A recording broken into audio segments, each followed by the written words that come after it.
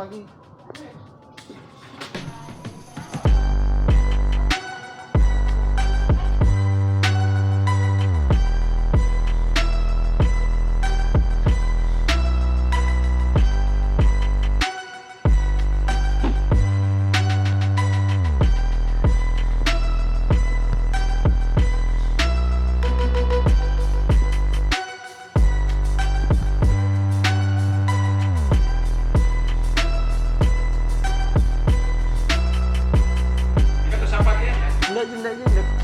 Iya.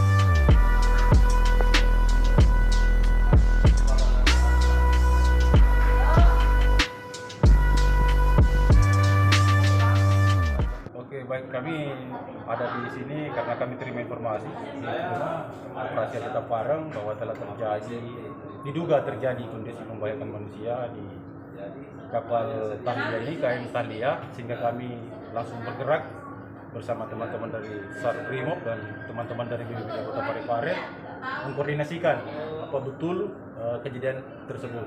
Sehingga kami sudah koordinasi dengan beberapa rekan-rekan dari Syahbandar dan SROP.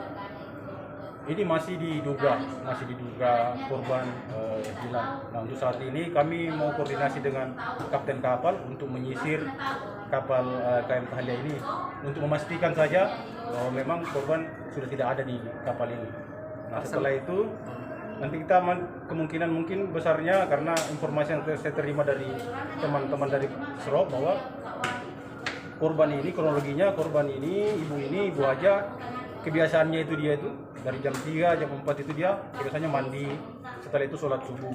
Nah, setelah dia sholat subuh itu dia kembali. Nah, untuk kejadian ini setelah dia lakukan sholat subuh dia tidak kembali lagi, sehingga diduga bahwa korban ini hilang di kapal KM Tahlia ini. Tadi koordinasi dengan ini sehingga nanti kita ambil kesimpulan bahwa seperti apa mekanismenya. Nanti kami koordinasi dengan Syahbandar dalam hal ini otoritas pelabuhan sehingga jelas semua pemberitaan ini.